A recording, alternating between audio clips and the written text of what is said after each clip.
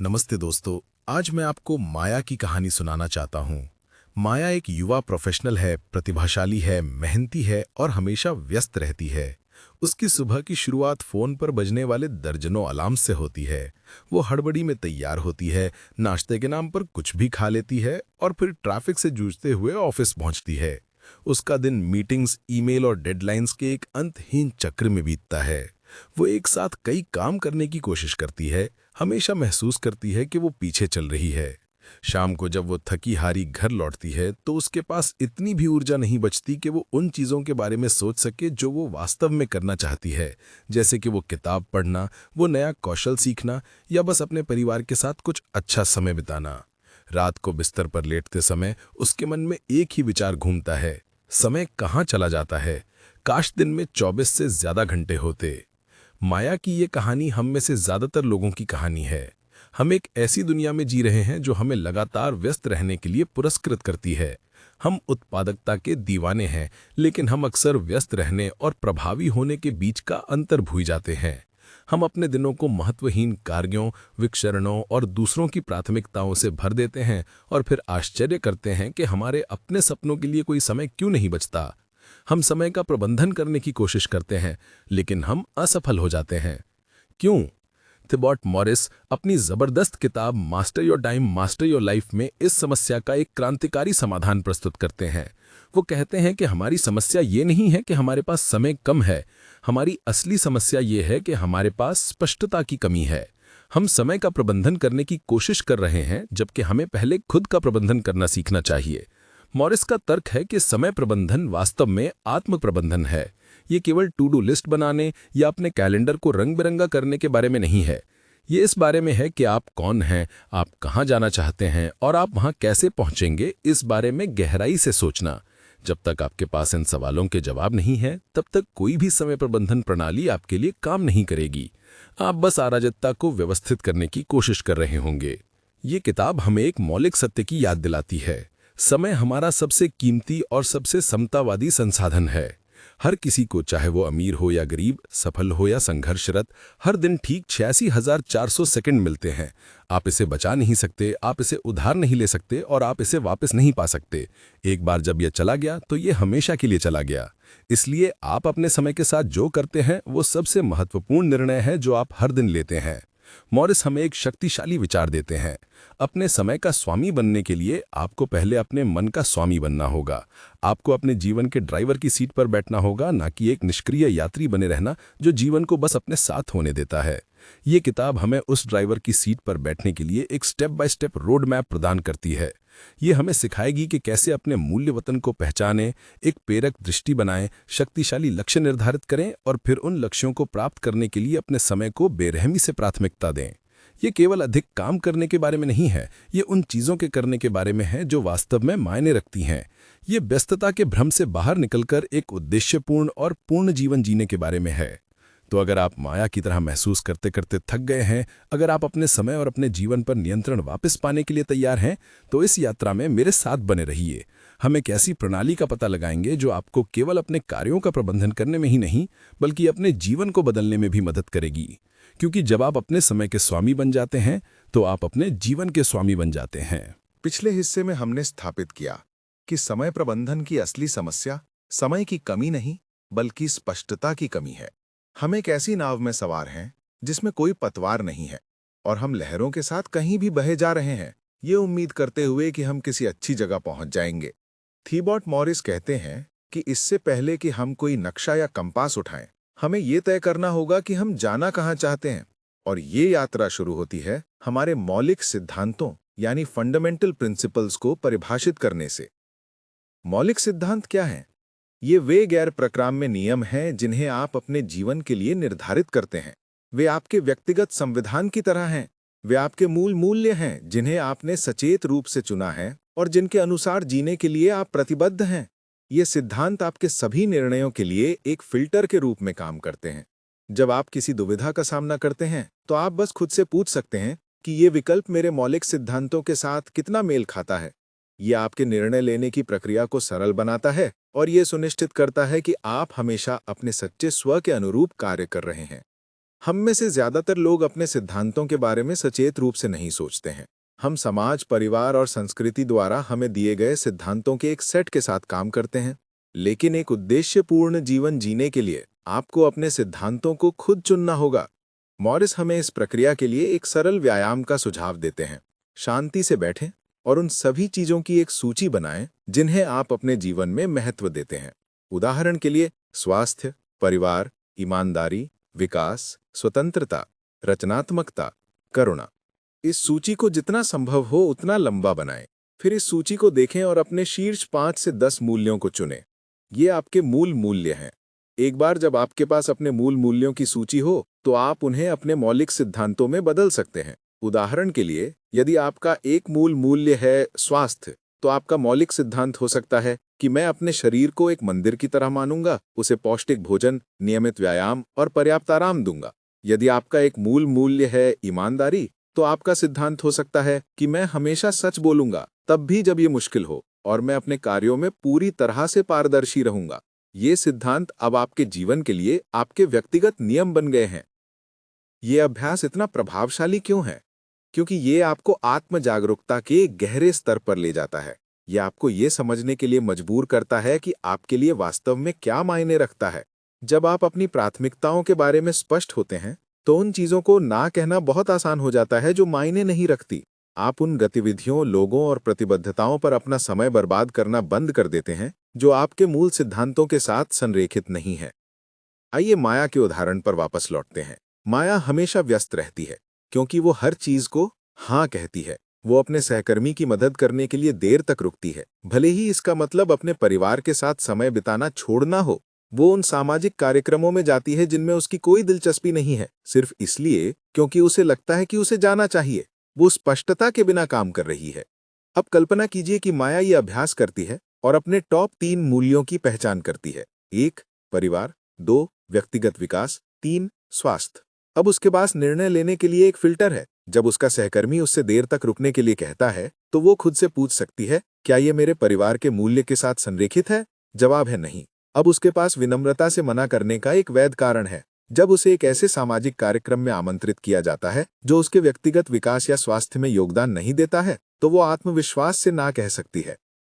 मौलिक सिद्धांतों को परिभाषित करना आपके जीवन की नींव रखना है। ये वो ठोस आधार है जिस पर आप अपने सपनों का घर बना सकते हैं। बिना इस नींव के आपकी सारी मेहनत रेत पर बने घर की तरह होगी, जो जीवन के पहले ही तूफान में ढह जाएगी।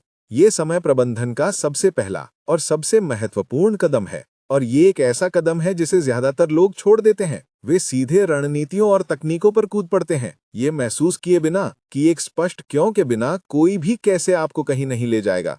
इसलिए इससे पहले कि हम अपने लक्ष्यों को निर्धारित करें या अपने दिन की योजना बनाएं, हमें पहले ये परिभाषित करना होगा कि हम कौन हैं और हम किस लिए खड़े हैं। एक बार जब आप अपने मौलिक सिद्धांतों की ठोस नींव रख लेते हैं, तो आप उस नींव पर कुछ बनाने के लिए तैयार होते हैं। अब समय है अपने जीवन के लिए एक विजन या दृष्टि बनाने का। यदि आपके सिद्धांत आपका संविधान है, तो आपकी दृष्टि आपके सपनों का खाका है। ये इस बात की एक ज्वलंत, विस्तृत और प्रेरक तस्वीर है कि आप भविष्य में अपने जीवन को कैसा देखना चाहते हैं। थिबॉट मॉरिस इस बात पर जोर देते हैं कि एक अस्पष्ट इच्छा, जैसे कि मैं खुश रहना चाहता हूं, पर्याप्त नहीं है। आपको अपनी दृष्टि को इतना स्पष्ट और ठोस बनाना होगा कि आप उसे देख सकें, उसे महसूस कर सकें और लगभग उसे छू सकें। एक शक्तिशाली दृष्टि बनाने के लिए आपको अपने जीवन के विभिन्न क्षेत्रों पर विचार करना होगा। मॉरिस सुझाव देते हैं कि आप अपने जीवन को कई प्रमुख क्षेत्रों में विभाजित करें।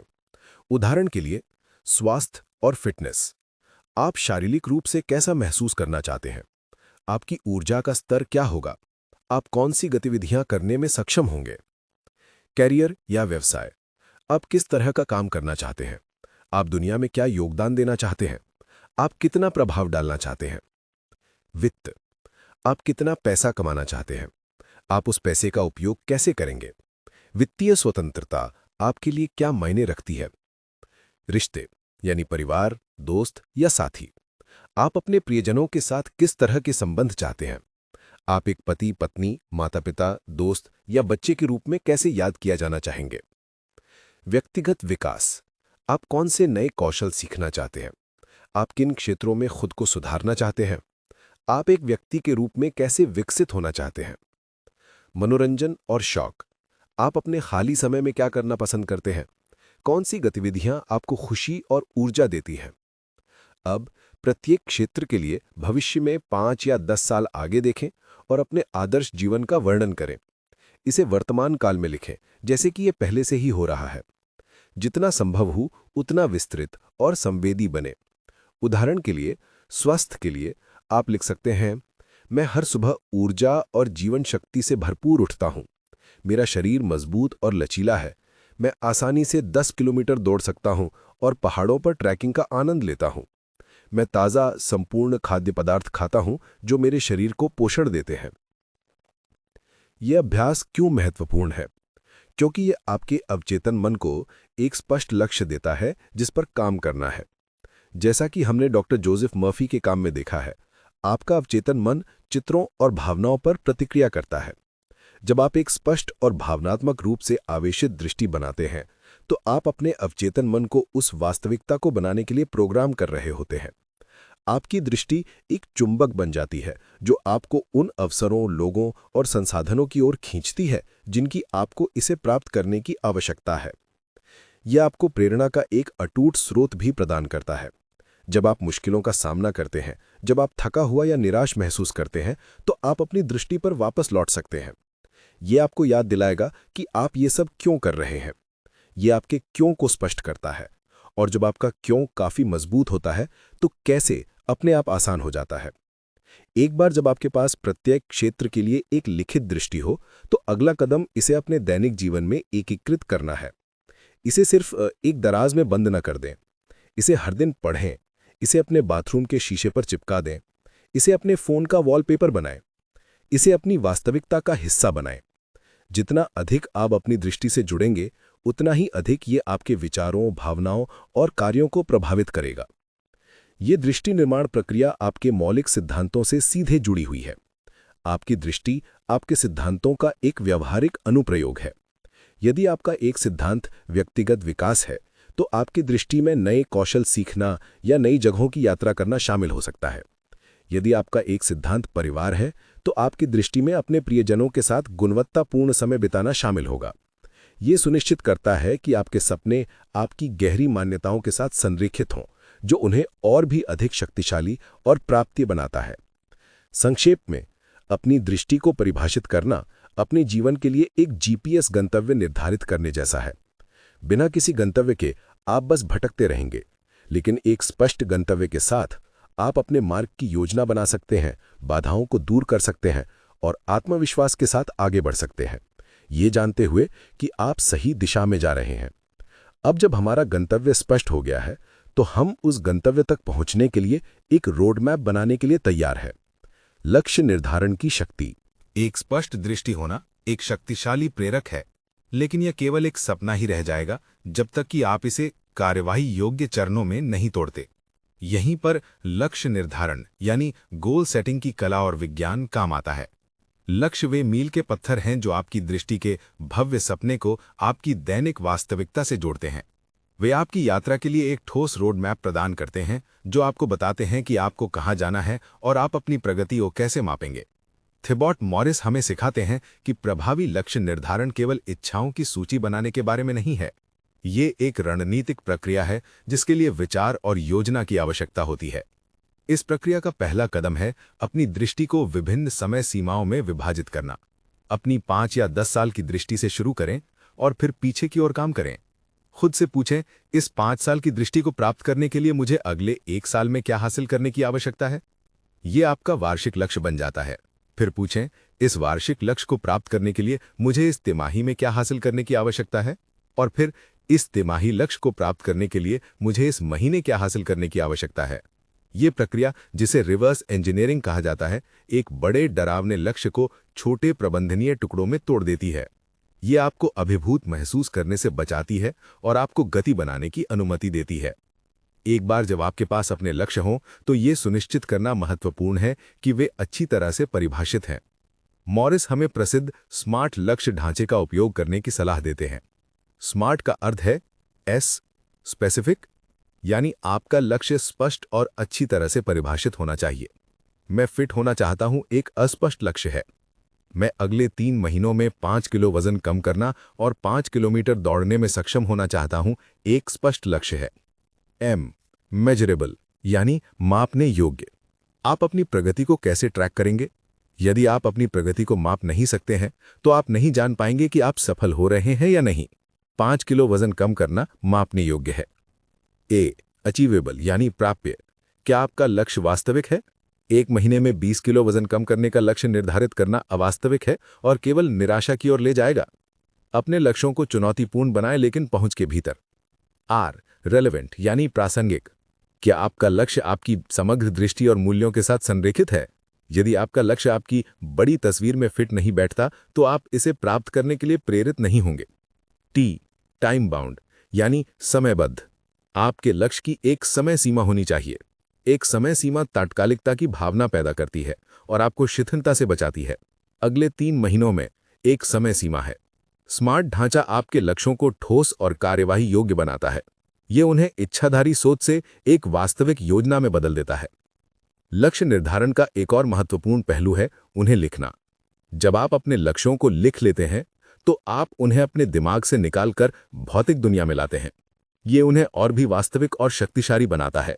हार्वर्ड बिजनेस स्कूल में किए गए एक प्रसिद्ध अध्ययन में पाया गया कि जिन 3% स्नातकों के पास लिखित लक्ष्य और योजनाएं थीं, वे बाकी 97% की तुलना में 10 गुना अधिक कमा रहे थे। अपने लक्ष्यों को लिखें और उनकी नियमित रूप से समीक्षा करें। लेकिन क्या होगा यदि आप असफल हो जाए? यदि आप अपने लक्ष्य तक नहीं पहुंच पाते हैं? यहीं पर लक्ष्य निर्धारण के बारे में मॉरिस का दृष्टिकोण पारंपरिक प्रदक्षिणता गुरुओं से अलग है। वो कहते हैं कि लक्ष्य का उद्देश्य केवल उसे प्राप्त करना नहीं है। लक्ष्य का असली उद्देश्य है वे व्यक्ति बनना जो उस लक्ष्य को प्राप्त करने में सक्षम हो। प्रक्रिया परिणाम से अधिक महत्वपूर्ण है। जब आप एक चुनौतीपूर्ण लक्ष्य निर्धारित करते हैं तो आप खुद को बढ़ने, नए स्किल सीखने और बाधाओं को दूर करने के लिए मजबूर करते हैं। भले ही आप अंतिम लक्ष्य तक न पहुंचें, आप इस प्रक्रिया में एक बेहतर, मजबूत और अधिक सक्षम व्यक्ति बन गए हैं। इस दृष्टिकोण से कोई वास्तविक विफलता नहीं है, केवल सीखना और विकास है। ये मानसिकता आपको पूर्णतावाद के जाल से मुक्त करती है। ये आपको जोखिम उठाने और बड़े सपने देखने की अनुमति देती है, ये जानते हुए कि यात्रा ही रिवॉर्ड है। ये आपको अपनी प्रगति का जश्न मनाने के लिए प्रोत्साहित करती है, न कि केवल अंतिम परिणाम का। संक्षेप में, लक्ष्य निर्धारण आपकी दृष्टि को वास्तविकता में बदलने का एक व्यावहारिक टूल है। यह आपको एक स्पष्ट दिशा, एक मापने योग्य प्रगति और प्रेरणा का एक निरंतर स्रोत प्रदान करता है। यह आपको अपने जीवन के वास्तुकार बनने की अनुमति देता है, जो जानबूझकर अपने सपनों का निर्माण कर रहा है, ईंट दर ईंट। अब जब हमारे पास एक योजना है, तो अगला कदम है ये तय करना कि हर दिन उन ईंटों में से कौन सी उठानी है। ये प्राथमिकता की कला है। अब हमारे पास एक स्पष्ट दृष्टि है और उस दृष्टि को प्राप्त करने के लिए स्मार्ट लक्ष्य भी हैं। लेकिन यहाँ एक नई चुनौती सामने आती है। हर दिन हमारे पास करने के लिए दर्जनों कार्य होते हैं। ईमेल का जवाब देना, मीटिंग में जाना, किराने का सामान खरीदना और हमारे बड़े लक्ष्यों पर काम करना। हम ये कैसे तय करें कि पहले क्या करें? हम ये कैसे सुनिश्चित करें कि महत्वपूर्ण कार्य तत्काल कार्यों की भीड़ में खो ना जाए? इसका उत्तर प्राथमिकता यानी प्रायोरिटाइजेशन की कला में निहित है। थीबॉट मॉरिस हमें सिखाते हैं कि अपने समय पर महारत हासिल करने का मतलब सब कुछ करना नहीं है। इसका मतलब उन कुछ चीजों को करना है जो वास्तव में मायने रखती हैं। प्राथमिकता के लिए सबसे प्रसिद्ध और प्रभावी उपकरणों में से एक है आइजनहावर मैट्रिक्स, जिसे अमेरिकी राष्ट्रपति ड्वाइट डी आइजनहावर द्वारा लोकप्रिय बनाया गया था। ये मैट्रिक्स हमारे सभी कार्यों को 2 मानदंडों के आधार पर 4 चतुर्थांशों में विभाजित करता है: तात्कालिकता यानी अर्जेंसी और महत्व यानी इंपॉर्टेंस। चतुर्थांश 1 तत्काल और महत्वपूर्ण, अर्जेंट एंड इंपॉर्टेंट। ये संकट, समस्याएं और समय सीमाएं हैं। उदाहरण, एक महत्वपूर्ण क्लाइंट की शिकायत, एक जलता हुआ घर, एक मेडिकल इमरजेंसी। हमें इन कार्यों से तुरंत निपटना होगा। चतुर्थांश 2 महत्वपूर्ण लेकिन तत्काल नहीं। ये वे गतिविधियां हैं जो हमारे दीर्घकालिक लक्ष्यों और मूल्यों में योगदान करती हैं। उदाहरण, योजना बनाना, व्यायाम करना, नए स्किल्स सीखना, रिश्ते बनाना। ये गुणवत्ता का चतुर्थांश है। चतुर्थांश 3 तत्काल लेकिन महत्वपूर्ण नहीं। ये अक्सर विकर्षण होते हैं जो खुद को महत्वपूर्ण के रूप में प्रच्छन्न करते हैं। उदाहरण, कुछ ईमेल, अनावश्यक मीटिंग्स, कुछ फोन कॉल्स। ये धोखे का चतुर्थांश है। चतुर्थांश 4, ना तो तत्काल और ना ही महत्वपूर्ण। ये समय बर्बाद करने वाली गतिविधियां हैं। उदाहरण, बहुत ज्यादा टीवी देखना, अंतहीन सोशल मीडिया स्क्रोलिंग, गपशप। ये बर्बादी का चतुर्थांश है। अब ज्यादातर लोग अपना समय कहाँ बिताते हैं? वे चतुर्थांश 1, संकटों से निपटना, और चतुर्थांश 3, दूसरों की तत्काल लेकिन महत्वहीन मांगों पर प्रतिक्रिया देना के बीच दौड़ते रहते हैं। वे हमेशा आग बुझाने में लगे रहते हैं और कभी भी आग को रोकने के लिए योजना बनाने का समय नहीं निकाल पाते। नतीजतन वे स्ट्रेस, तनावग्रस्त और अप्रदर्शित महसूस करते हैं। प्रभावी लोग इसके विपरीत चतुर्थांश 2 में जितना संभव हो सके उतना समय बिताना की कोशिश करते हैं। वे जानते हैं कि इस चतुर्थांश में निवेश करके वे भविष्य के संकटों को रोक सकते हैं। उदाहरण के लिए, नियमित रूप से व्यायाम यानी चतुर्थांश 2 करके वे भविष्य की स्वास्थ्य समस्याओं यानी चतुर्थांश 1 को रोक सकते हैं। अपने रिश्तों में नियमित रूप से निवेश यानी चतुर्थांश 2 करके वे रिश्तों के संकटों से बच सकते हैं। वे चतुर्थांश 3 के कार्यों को ना कहना सीखते हैं और चतुर्थांश 4 की गतिविधियों को कम करते हैं। आइजनहावर मैट्रिक्स का उपयोग करने के लिए हर दिन या हर हफ्ते अपनी टू डू लिस्ट लें और प्रत्येक कार्य को एक चतुर्थांश में रखें। फिर चतुर्थांश 2 की गतिविधियों के लिए अपने कैलेंडर में समय निर्धारित करें। उन्हें अपनी सर्वोच्च प्राथमिकता बनाएं। प्राथमिकता के लिए एक और शक्तिशाली प्रिंसिपल परेटो सिद्धांत या 80-20 का नियम है। ये सिद्धांत, जिसे इतालवी अर्थशास्त्री विल्फ्रेडो परेटो के नाम पर रखा गया है, कहता है कि कई घटनाओं के लिए लगभग 80% परिणाम 20% कारणों से आते हैं। उदाहरण के लिए, 80% बिक्री 20% ग्राहकों से आती है, 80% शिकायतें 20% समस्याओं से आती हैं और 80% खुशी 20% गतिविधियों से आती है। ये सिद्धांत समय प्रबंधन के लिए गहरा प्रभाव डालता है। इसका मतलब है कि आपकी टू डू लिस्ट में सब कुछ समान रूप से महत्वपूर्ण नहीं है। आपकी लिस्ट में कुछ महत्वपूर्ण यानी वाइटल कार्य हैं जो आपके अधिकांश परिणामों के लिए जिम्मेदार होंगे, और महत्वहीन अनेक यानी ट्रिवियल कार्य हैं जो बहुत कम प्रभाव डालेंगे। सफलता की कुंजी उन 20% गतिविधियों की पहचान करना और उन पर अपनी ऊर्जा और समय का बड़ा हिस्सा केंद्रित करना है। 80-20 के नियम को लागू करने के लिए अपने गोल्स को देखें और खुद से पूछें कि कौन सी 1 या 2 गतिविधियां हैं जो मुझे मेरे गोल के सबसे करीब ले जाएंगी। उन गतिविधियों को अपनी सर्वोच्च प्राथमिकता बनाएं। उन पर तब तक काम करें जब तक वे पूरी ना हो जाएं, और बाकी सब कुछ बाद के लिए छोड़ दें। ये दृष्टिकोण हमें व्यस्त रहने के जाल से बचाता है। हम अक्सर छोटे आसान कार्यों को करने में अपना दिन बिताते हैं क्योंकि वे हमें प्रदर्शित महसूस कराते हैं, जबकि हम बड़े महत्वपूर्ण कार्यों को टालते रहते हैं क्योंकि वे कठिन लगते हैं। 80-20 का नियम हमें याद दिलाता है कि गतिविधि और उपलब्धि के बीच एक अंतर है। प्राथमिकता एक कला है जिसके लिए अनुशासन और साहस की आवश्यकता है। इसके लिए आपको कम महत्वपूर्ण चीजों को ना कहना पड़ता है ताकि आप वास्तव में महत्वपूर्ण चीजों को यस कह सकें। ये आसान नहीं है, लेकिन ये एक जीवन बनाने की कुंजी है जो न केवल प्रदर्शित है बल्कि उद्देश्यपूर्ण और संतोषजनक भी है।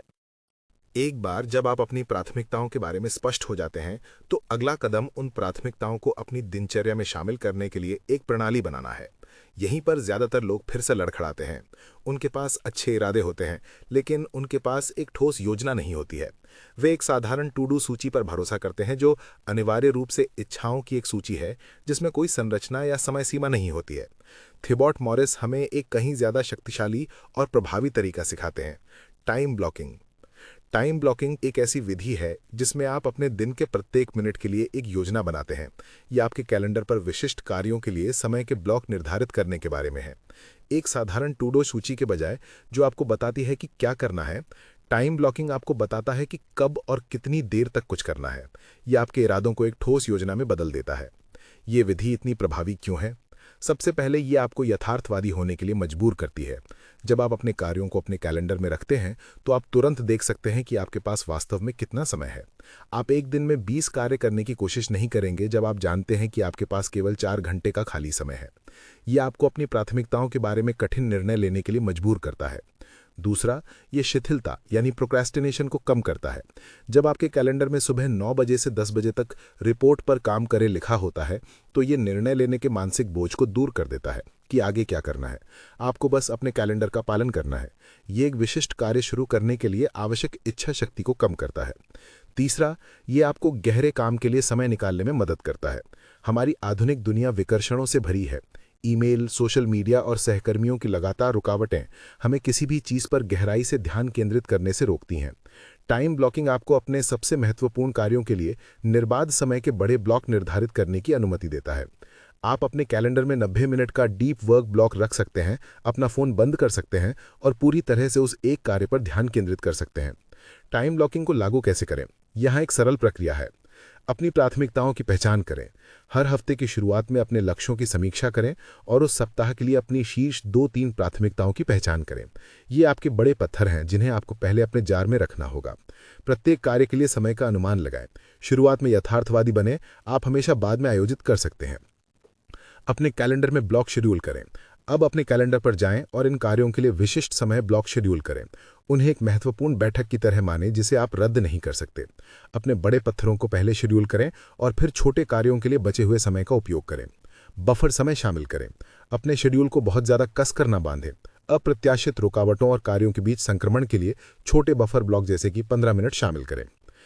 लचीले बने। टाइम ब्लॉकिंग का मतलब एक कठोर जेल बनाना नहीं है। जीवन अप्रत्याशित है। यदि कोई ज़रूरी चीज़ आती है तो आप अपने ब्लॉक को आयोजित कर सकते हैं। कुंजी ये है कि आप अपने समय के बारे में सचेत रहें, न कि केवल प्रतिक्रिया दें। टाइम ब्लॉकिंग का एक अग्रित रूप थीम डेज की अवधारणा है। यदि आपके पास कई अलग अलग तरह के काम हैं तो आप प्रत्येक दिन को एक विशिष्ट विषय के लिए समर्पित कर सकते हैं। उदाहरण के लिए सोमवार मीटिंग डे हो सकता है, मंगलवार डीप वर्क डे हो सकता है और बुधवार कंटेंट क्रिएशन डे हो सकता है और इसी तरह से। ये आपको मानसिक रूप से एक तरह के काम से दूसरे तरह के काम पर स्विच करने से बचाता है, जिससे आपकी दक्षता और फोकस बढ़ता है। ये प्रणाली आपको अपने समय का एक सक्रिय प्रबंधक बनाती है। अब आप केवल उन चीज़ों की एक अनंत सूची के साथ काम नहीं कर रहे हैं जिन्हें आपको करने की आवश्यकता है। आपके पास एक स्पष्ट क्रियाशील योजना है जो आपकी प्राथमिकताओं को दर्शाती है। यह आपको नियंत्रण और शांति की एक गहरी भावना देता है। आप जानते हैं कि आप उन चीज़ों पर काम कर रहे हैं जो मायने रखती हैं और आपके पास ऐसा करने के लिए समय है। ये आपके समय पर महारत हासिल करने की दिशा में एक बड़ा कदम है जो आपको अपने दिन को उद्देश्य और इरादे के साथ जीने की अनुमति देता है। एक प्रभावी प्रणाली जैसे कि टाइम ब्लॉकिंग होना आवश्यक है, लेकिन ये केवल आधा समीकरण है। असली जादू तब होता है जब आप उस प्रणाली को लगातार दिन प्रतिदिन क्रियान्वित करते हैं। यहीं पर दैनिक दिनचर्या यानी डेली रूटीन्स की शक्ति काम आती है। दिनचर्या वे आदतें और अनुष्ठान हैं जिन्हें हम हर दिन करते हैं, जो हमारी सफलता के लिए एक ढांचा तैयार करते हैं। वे इच्छा शक्ति की आवश्यकता को कम करते हैं और अच्छे व्यवहार को स्वचालित बनाते हैं। थिबॉट मॉरिस का तर्क है कि अपने दिन की शुरुआत और अंत कैसे करते हैं, यह आपकी समग्र उत्पादकता और कल्याण पर गहरा प्रभाव डालता है। आइए सुबह की दिनचर्या से शुरू करते हैं। आपके दिन के पहले घंटे आपके बाकी दिन के लिए टोन सेट करते हैं। यदि आप जागते हैं और तुरंत अपना फोन उठाते हैं, ईमेल की जांच करते हैं और समाचारों की नकारात्मकता में डूब जाते हैं, तो आप अपने दिन की शुरुआत एक प्रतिक्रियाशील, तनावपूर्ण अवस्था में कर रहे हैं। आप दूसरों के एजेंडा पर प्रतिक्रिया दे रहे हैं, ना कि अपना खुद का एजेंडा सेट कर रहे हैं। एक शक्तिशाली सुबह की दिनचर्या इसके विपरीत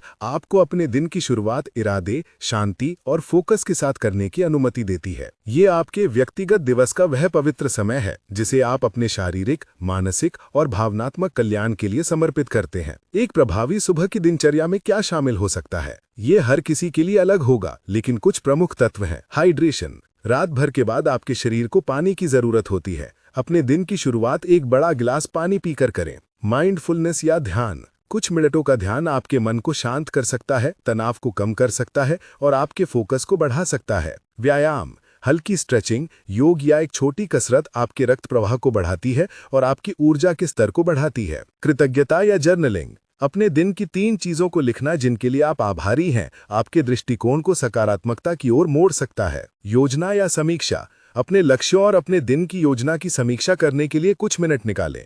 अपनी सबसे महत्वपूर्ण प्राथमिकता की पहचान करें। आपको ये सब करने की जरूरत नहीं है, बस 1 या 2 गतिविधियों से शुरुआत करें जो आपके साथ प्रतिध्वनित होती हैं। कुंजी है कि इसे कंसिस्टेंटली किया जाए। ये सुबह की दिनचर्या आपको दिन भर के लिए एक शांत, केंद्रित और सक्रिय अवस्था में रखती है। अब बात करते हैं शाम की दिनचर्या यानी इवनिंग रूटीन की। जिस तरह आपकी सुबह की दिनचर्या आपके दिन के लिए टोन सेट करती है, उसी तरह आपकी शाम की दिनचर्या आपकी नींद की गुणवत्ता और अगले दिन की तैयारी के लिए टोन सेट करती है। बहुत से लोग अपने दिन का अंत टीवी के सामने या अपने फोन पर स्क्रॉल करते हुए करते हैं। स्क्रीन से निकलने वाली नीली रोशनी हमारे नींद के हार्मोन मेलेटोनिन के उत्पादन में बाधा डालती है, जिससे सोना मुश्किल हो जाता है और नींद की गुणवत्ता खराब हो जाती है। एक प्रभावी शाम की दिनचर्या इसके विपरीत आपके शरीर और मन को आराम करने और एक आरामदायक नींद के लिए तैयार होने में मदद करती है। इसमें शामिल हो सकते हैं डिजिटल डिटॉक्स, सोने से कम 1 घंटा पहले सभी स्क्रीन्स बंद कर दें। पढ़ना, एक भौतिक पुस्तक पढ़ना आपके मन को शांत करने और आपको आराम देने का एक शानदार तरीका है।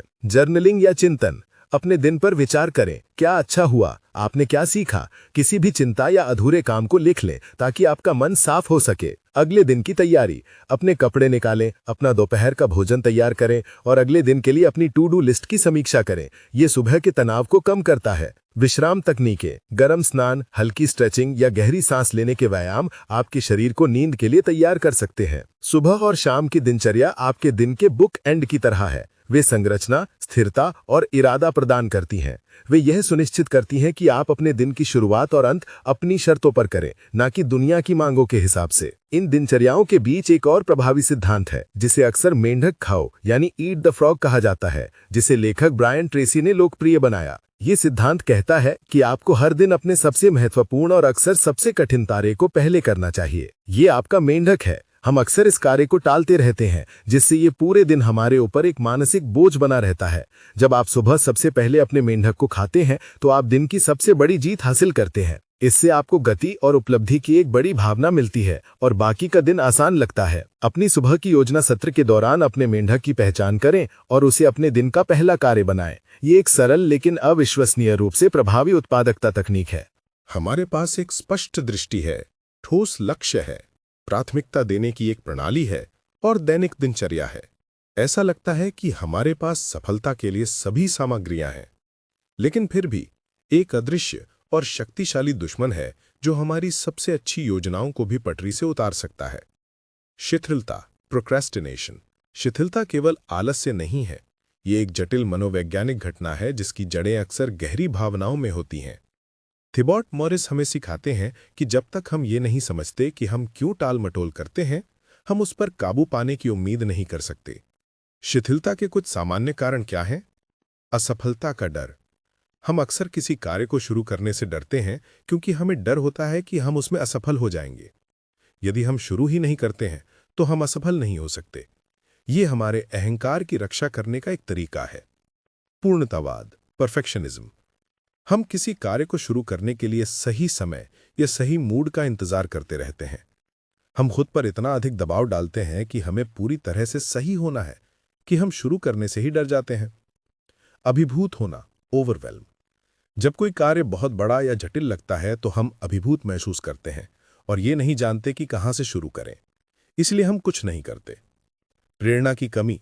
यदि कोई कार्य उबाऊ या अर्थहीन लगता है तो उसे करने के लिए प्रेरणा जुटाना मुश्किल होता है। एक बार जब हम अपनी शिथिलता के मूल कारण को पहचान लेते हैं तो हम उसका मुकाबला करने के लिए विशिष्ट रणनीतियां अपना सकते हैं। मॉरिस कई व्यावहारिक तकनीकें प्रदान करते हैं। 2 मिनट का नियम, द 2 मिनट रूल। ये नियम, जिसे डेविड एलन ने अपनी किताब गेटिंग थिंग्स डन में लोकप्रिय बनाया है, कहता है कि यदि कोई कार्य 2 मिनट से कम समय में किया जा सकता है तो उसे तुरंत कर लें, उसे टाले नहीं। ईमेल का जवाब देना, एक फोन कॉल करना, एक बिल का भुगतान करना, इन छोटे कार्यों को तुरंत निपटाने से वे जमा नहीं होते और मानसिक अव्यवस्था पैदा नहीं करते। इस नियम का एक और संस्करण यह है कि किसी भी नई आदत को 2 मिनट से शुरू करें। यदि आप पढ़ना चाहते हैं तो बस 2 मिनट के लिए पढ़ें। यदि आप ध्यान करना चाहते हैं तो बस 2 मिनट के लिए करें। लगभग कोई भी आदत 2 मिनट में शुरू की जा सकती है और एक बार जब आप शुरू कर देते हैं तो जारी रखना बहुत आसान हो जाता है। कार्यों को तोड़ना। जब आप किसी बड़े प्रोजेक्ट से अभिभूत महसूस कर रहे हैं तो उसे छोटे प्रबंधनीय चरणों में बांट दें। एक किताब लिखें, एक डरावना लक्ष्य है। आज 500 शब्द लिखें, एक प्रबंधनीय कार्य है। जब आप एक बड़े लक्ष्य को छोटे टुकड़ों में तोड़ते हैं तो ये कम डरावना लगता है और शुरू करना आसान हो जाता है। पोमोडोरो तकनीक। ये एक समय प्रबंधन विधि है जो आपके काम को छोटे केंद्रित अंतरालों में बांटती है। पारंपरिक तौर पर आप 25 मिनट के लिए एक टाइमर सेट करते हैं और उस समय के दौरान केवल एक कार्य पर काम करते हैं। जब टाइमर बजता है तो आप 5 मिनट का ब्रेक लेते हैं। 4 पोमोडोरो के बाद आप एक लंबा ब्रेक लेते हैं। ये तकनीक आपको ध्यान केंद्रित करने में मदद करती है और आपको ये जानकर शुरू करने के लिए प्रोत्साहित करती है कि आपको केवल 25 मिनट के लिए ध्यान केंद्रित करना है। एक व्याकुलता मुक्त वातावरण बनाना। हमारी आधुनिक दुनिया व्याकुलताओं से भरी है। हमारे फोन पर सूचनाएं, सोशल मीडिया और ईमेल की लगातार धारा हमारे फोकस को तोड़ सकती है। शिथिलता से लड़ने के लिए एक ऐसा वातावरण बनाएं जो गहरे काम का समर्थन करता हो। अपने फोन को बंद कर दें या उसे दूसरे कमरे में रख दें। अपने कंप्यूटर पर अनावश्यक टैब बंद कर दें। अपने परिवार या सहकर्मियों को बताएं कि आपको एक निश्चित समय के लिए परेशान न किया जाए। अपने क्यों को याद रखें। जब प्रेरणा कम हो तो अपनी दृष्टि और अपने लक्ष्यों पर वापस लौटें। खुद को याद दिलाएं कि आप ये कार्य क्यों कर रहे हैं। एक मजबूत क्यों आपको सबसे कठिन कार्यों से भी गुजरने की शक्ति दे सकता है। शिथिलता पर काबू पाना इच्छा शक्ति की लड़ाई नहीं है, ये रणनीति की लड़ाई है। ये अपने मनोविज्ञान को समझने और ऐसी प्रणालियां बनाने के बारे में है जो आपके लिए काम करना आसान बनाती हैं, न कि कठिन। ये खुद के प्रति दयालु होने के बारे में भी है। आप कभी कभी टालमटोल करेंगे और ये ठीक है। महत्वपूर्ण है कि आप खुद को माफ कर दें और जल्दी से पटरी पर वापस आ जाएं। याद रखें कि हर छोटा कदम सही दिशा में एक विजय है। हमने अपने समय पर महारत हासिल करने के लिए एक व्यापक प्रणाली का निर्माण किया है। हमने स्पष्टता प्राप्त की है, लक्ष्य निर्धारित किए हैं, प्राथमिकताएं तय की हैं और शिथिलता पर काबू पाने के लिए रणनीतियां सीखी हैं। लेकिन एक अंतिम महत्वपूर्ण घटक है जिसे अक्सर समय प्रबंधन की चर्चाओं में नजरअंदाज कर दिया जाता है: ऊर्जा प्रबंधन। थिबॉट मॉरिस हमें याद दिलाते हैं कि आप दुनिया में सबसे अच्छी समय प्रबंधन प्रणाली रख सकते हैं, लेकिन यदि आपके पास उसे क्रियान्वित करने की ऊर्जा नहीं है तो ये बेकार है। समय और ऊर्जा अविभाज्य रूप से जुड़े हुए हैं। अपने समय का प्रभावी ढंग से उपयोग करने के लिए आपको अपनी ऊर्जा का भी प्रभावी ढंग से प्रबंधन करना होगा। लेखक टोनी श्वार्ट्ज और जिम लूहर के काम पर आधारित मॉरिस बताते हैं कि हमारे पास 4 मुख्य प्रकार की ऊर्जा होती है और हमें उन सभी का पोषण करने की आवश्यकता है ताकि हम अपने चरम प्रदर्शन पर काम कर सकें। शारीरिक ऊर्जा, ये हमारी नींव है। ये हमारे शरीर के स्वास्थ्य और जीवन शक्ति से आती है। यदि आपकी शारीरिक ऊर्जा कम है तो आपकी मानसिक और भावनात्मक ऊर्जा भी प्रभावित होगी। अपनी शारीरिक ऊर्जा को बढ़ाने के लिए आपको 3 मुख्य क्षेत्रों पर ध्यान केंद्रित करने की आवश्यकता है। नींद। नींद कोई विलासिता नहीं है, ये एक आवश्यकता है। अधिकांश वयस्कों को हर रात 7 से 9 घंटे की गुणवत्ता वाली नींद की आवश्यकता होती है।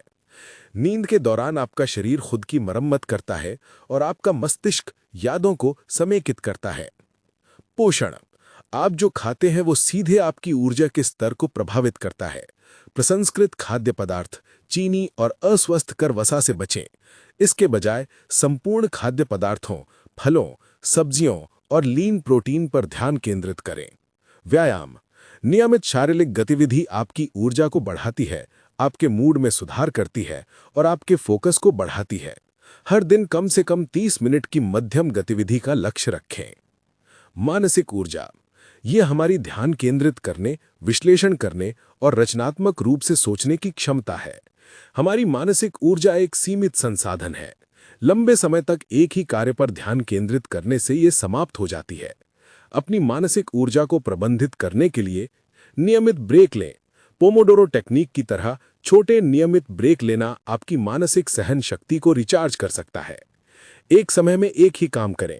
मल्टीटास्किंग आपकी मानसिक ऊर्जा को खत्म करती है और आपकी उत्पादकता को कम करती है। एक समय में एक ही कार्य पर ध्यान केंद्रित करें। अपने चरम समय का उपयोग करें। पहचानें कि आप दिन के किस समय सबसे अधिक मानसिक रूप से सतर्क और केंद्रित होते हैं और उस समय का उपयोग अपने सबसे महत्वपूर्ण कार्यों के लिए करें। भावनात्मक ऊर्जा। ये हमारी भावनाओं की गुणवत्ता से आती है। सकारात्मक भावनाएं जैसे खुशी, उत्साह और सराहना हमारी ऊर्जा को बढ़ाती हैं। नकारात्मक भावनाएं जैसे क्रोध, हताशा और चिंता हमारी ऊर्जा को खत्म कर देती हैं। अपनी भावनात्मक ऊर्जा को प्रबंधित करने के लिए सकारात्मक संबंधों का पोषण करें। उन लोगों के साथ समय बिताएं जो आपको ऊपर उठाते हैं और आपको प्रेरित करते हैं।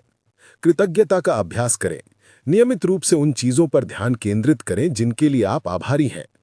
अपनी भावनाओं को स्वीकार करें। नकारात्मक भावनाओं को दबाएं नहीं, उन्हें स्वीकार करें, उन्हें प्रसंस्कृत करें और फिर उन्हें जाने दें। आध्यात्मिक ऊर्जा। ये हमारे उद्देश्य, मूल्यों और अर्थ की भावना से आती है। ये वो क्यों है जो हमारे कार्यों को संचालित करता है। जब हम एक ऐसे उद्देश्य से जुड़े होते हैं जो हमसे बड़ा है, तो हमारे पास प्रेरणा और लचीलेपन का एक गहरा कुआं होता है। अपनी आध्यात्मिक ऊर्जा को बढ़ाने के लिए अपने मूल्यों के साथ संरेखित रहें। सुनिश्चित करें कि आपके कार्य आपके मौलिक सिद्धांतों के अनुरूप हों। दूसरों की सेवा करें। दूसरों की मदद करना और दुनिया में योगदान देना उद्देश्य की एक प्रबल भावना प्रदान कर सकता है। चिंतन के लिए समय निकालें। ध्यान, प्रार्थना या प्रकृति में समय बिताने के माध्यम से अपने गहरे स्व से जुड़ें। ऊर्जा प्रबंधन का मतलब है कि इन चारों आयामों में संतुलन बनाना। ये केवल कड़ी मेहनत करने के बारे में नहीं है, ये होशियारी से काम करने और होशियारी से आराम करने के बारे में है। ये समझना है कि तनाव और पुनर्प्राप्ति का एक लय है। आप हमेशा ऑन नहीं रह सकते। आपको रिचार्ज करने और नवीनीकृत करने के लिए समय निकालने की आवश्यकता है। जब आप अपने समय और अपनी ऊर्जा दोनों का प्रबंधन करना सीखते हैं, तो न केवल आप अधिक उत्पादक बन जाते हैं, बल्कि आप एक स्वस्थ, खुश और एक अधिक संतुलित जीवन भी जीते हैं। हमने एक लंबी और परिवर्तनकारी यात्रा की है। हमने स्पष्टता की नींव रखने से लेकर एक प्रेरक दृष्टि बनाने, ठोस लक्ष्य निर्धारित करने, बेरहमी से प्राथमिकताएं देने, टाइम ब्लॉकिंग के साथ अपने दिन को संरचित करने, शक्तिशाली दिनचर्या बनाने, शिथिलता पर काबू पाने और अपनी ऊर्जा का प्रबंधन करने तक सब कुछ सीखा है। अब हमारे पास अपने समय और अपने जीवन पर महारत हासिल करने के लिए एक पूरी प्रणाली है। लेकिन एक अंतिम महत्वपूर्ण टुकड़ा है जो इस पूरी प्रणाली को एक साथ बांधता है और इसकी दीर्घकालिक सफलता सुनिश्चित करता है। समीक्षा प्रक्रिया, the review process. Thibaut Morris इस बात पर जोर देते हैं कि कोई भी योजना तब तक उपयोगी नहीं है जब तक कि आप नियमित रूप से उसकी समीक्षा और समायोजन न करें। जीवन स्थिर नहीं है, ये लगातार बदल रहा है। आपकी प्राथमिकताएं बदल सकती हैं, नई चुनौतियां सामने आ सकती हैं और अप्रत्याशित अवसर पैदा हो सकते हैं। एक प्रभावी समय प्रबंधन प्रणाली को इन परिवर्तनों के अनुकूल होने के लिए लचीला होना चाहिए। समीक्षा प्रक्रिया वो फीडबैक लूप है जो आपको ट्रैक पर बने रहने, अपनी गलतियों से सीखने और लगातार सुधार करने की अनुमति देती है। मॉरिस एक बहुस्तरीय समीक्षा प्रणाली का सुझाव देते हैं। दैनिक समीक्षा, यह हर शाम को कुछ मिनटों के लिए होती है। इसका उद्देश्य अगले दिन की तैयारी करना है। अपनी टू डू लिस्ट या अपने टाइम ब्लॉक किए गए कैलेंडर की समीक्षा करें। अपनी शीर्ष प्राथमिकता यानी मेंढक की पहचान करें। यह सुनिश्चित करता है कि आप अपने दिन की शुरुआत स्पष्टता और इरादे के साथ करें, न कि अराजकता के साथ। साप्ताहिक समीक्षा, यह हर हफ्ते के अंत में होती है, आमतौर पर शुक्रवार की दोपहर या रविवार की शाम को। यह आपकी दैनिक समीक्षा से अधिक गहन होती है। इस दौरान आप पिछले हफ्ते की समीक्षा करें। क्या अच्छा हुआ, क्या अच्छा नहीं हुआ, आपने क्या सीखा। अपनी जीतों का जश्न मनाएं और अपनी चुनौतियों से सबक लें। अपने लक्ष्यों की समीक्षा करें। अपने मासिक और तिमाही लक्ष्यों के मुकाबले अपनी प्रगति को ट्रैक करें। क्या आप ट्रैक पर हैं? क्या आपको कोई समायोजन करने की आवश्यकता है? अगले हफ्ते की योजना बनाएं। अगले हफ्ते के लिए अपनी शीर्ष प्राथमिकताओं की पहचान करें और उन्हें अपने कैलेंडर में शेड्यूल करें। यह सुनिश्चित करता है कि आप हमेशा अपने सबसे महत्वपूर्ण कार्यों पर काम कर रहे हैं। मासिक और तिमाही समीक्षा, यह आपकी साप्ताहिक समीक्षाओं के समान है, लेकिन एक बड़े पैमाने पर। आप अपने वार्षिक लक्ष्यों के मुकाबले अपनी प्रगति को देखते हैं और अगले महीने या तिमाही के लिए अपनी योजनाओं को परिष्कृत करते हैं। यह आपको बड़ी तस्वीर देखने और ये सुनिश्चित करने में मदद करता है कि आपकी दैनिक गतिविधियां अभी भी आपकी दीर्घकालिक दृष्टि के साथ संरेखित हैं। ये समीक्षा प्रक्रिया इतनी महत्वपूर्ण क्यों है? क्योंकि ये आपको ईमानदार रखती है। ये आपको अपनी प्रगति का सामना करने और उन क्षेत्रों की पहचान करने के लिए मजबूर करती है जहां आपको सुधार करने की आवश्यकता है। यह आपको आत्मसंतुष्टि से बचाती है और आपको लगातार बढ़ने के लिए प्रेरित करती है। यह आपको अपनी जीतों को स्वीकार करने और अपनी गति को बनाए रखने का अवसर भी देती है। अंततः थिबॉट मॉरिस की किताब का सार इस एक विचार में समाहित है। आप अपने जीवन के सीईओ हैं। आपके पास अपने जीवन की दिशा तय करने, अपनी रणनीतियां निर्धारित करने और अपने परिणामों की जिम्मेदारी लेने की शक्ति है। यह किताब आपको उस भूमिका को निभाने के लिए एक पूरा प्रबंधन प्रणाली प्रदान करती है। यह आपको सिखाती है कि कैसे एक मिशन वक्तव्य यानी आपकी दृष्टि और मूल्य बनाएं, अपने उद्देश्यों को निर्धारित करें, अपने संसाधनों का आवंटन करें यानी समय और ऊर्जा का आवंटन करें और अपनी प्रगति यानी अपनी समीक्षा प्रक्रिया को ट्रैक करें। यह कोई त्वरित समाधान या जादुई गोली नहीं है। इसके लिए मेहनत, अनुशासन और निरंतरता की आवश्यकता है, लेकिन इसका प्रतिफल असीम है। एक ऐसा जीवन जो आपके नियंत्रण में है, जो आपके गहरे मूल्यों के साथ संरेखित है और जो उद्देश्य, अतिपूर्ति और गहरी संतुष्टि से भरा है। तो मैं आपको एक अंतिम विचार के साथ छोड़ना चाहता हूं। आप अपने जीवन के लेखक हैं। कलम आपके हाथ में है। क्या आप अपनी कहानी को परिस्थितियों और विकर्षणों के द्वारा लिखने देंगे, या आप सचेतन रूप से एक ऐसी कहानी लिखेंगे जो आपके सपनों और आपकी क्षमता को दर्शाती है? चुनाव आपका है। अगर इस वीडियो ने आपको अपने समय और अपने जीवन को एक नए दृष्टिकोण से देखने के लिए प्रेरित किया है तो कृपया इस वीडियो को लाइक करें। नीचे कमेंट्स में हमें उस एक रणनीति के बारे में बताएं जिसे आप आज से ही लागू करने जा रहे हैं। और ऐसे ही जीवन बदलने वाले ज्ञान के लिए हमारे चैनल को सब्सक्राइब करना ना भूलें। देखने के लिए धन्यवाद और याद रखें, आपका समय अब शुरू होता है।